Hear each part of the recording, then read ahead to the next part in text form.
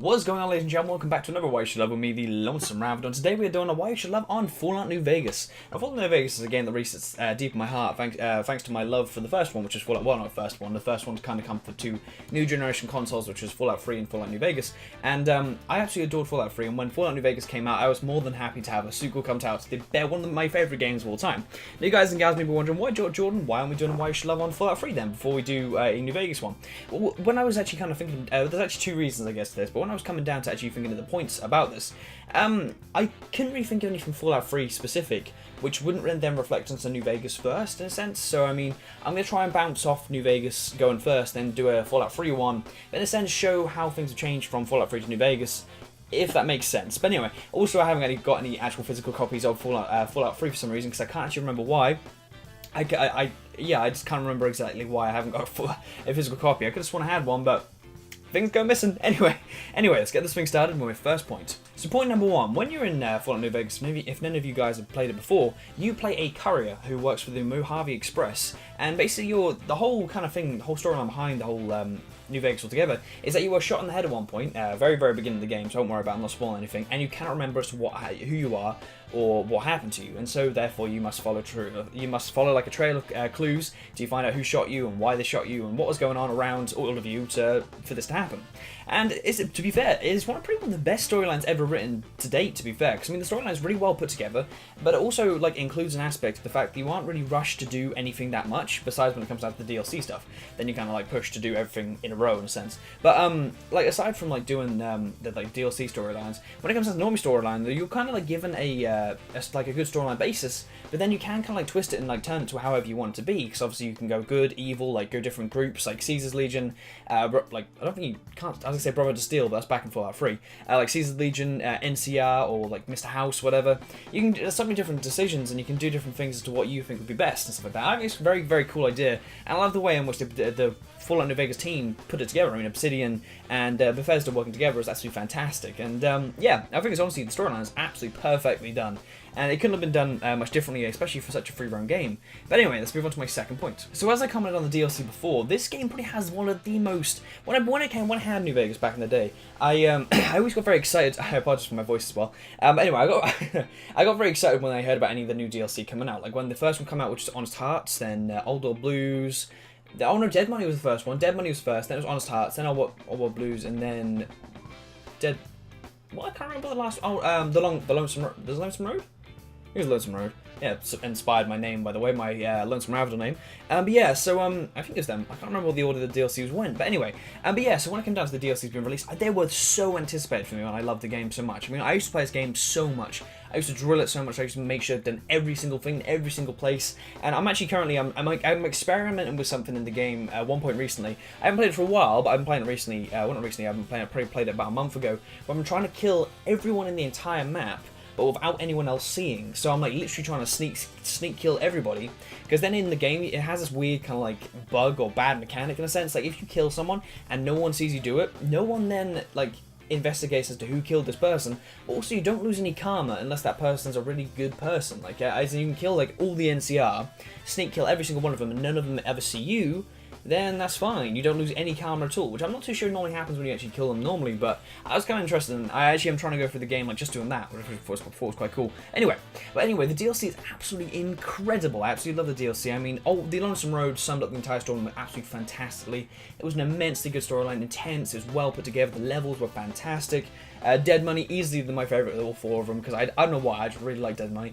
Old World Blues was quite good. Old World Blues was very like, probably the worst of the. Actually, no, I guess Honest Hearts probably. No, I did like Honest Hearts actually, because I mean, Honest Hearts kind of gave you a full like open world to explore. All of them did in a sense, but some of them did less. I mean, Old World Blues and Honest Hearts probably give you the most open world one to explore, whereas Dead Money and Lonesome Road, although it gave you open world, it was a little bit limited and a little bit more linear than the other ones were. Because I guess Lonesome Road kind of required that, because you actually did need to go do stuff and you needed to see what was going on.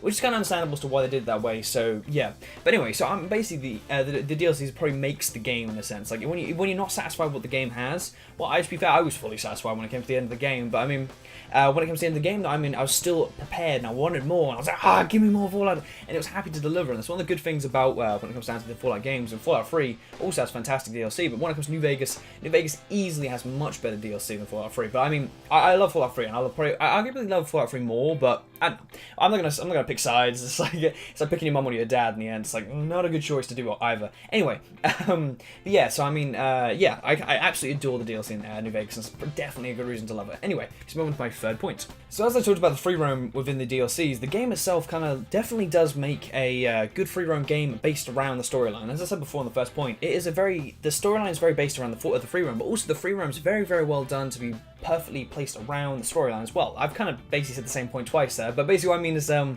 free roam kind of gives you the like an aspect of being able to go anywhere you want, but at the same time it gives you an aspect of being like you understand what your goals are. You understand you survive, do this, do that, and you understand what side you're on in the sense. As long as you pick the side, unless you're one of the kind of people that kills everyone, like I have multiple times in my gameplay, my playthroughs. But yeah, so I mean, it's honestly, it's a very like.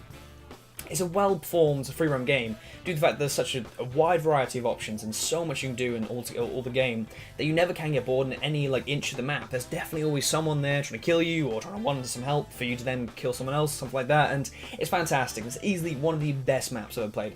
Well, maps in video games. I don't know, when it comes to, well, maybe not one of the best, but actually, I'd probably say it's actually one of the best. But anyway, let's move on to my fourth point. So games like The Impossible Game, Angry Birds, Flappy Bird, all them kind of stuff, all have that kind of essence of addictive gameplay, the repetitiveness of doing this, dying, and then having to start again.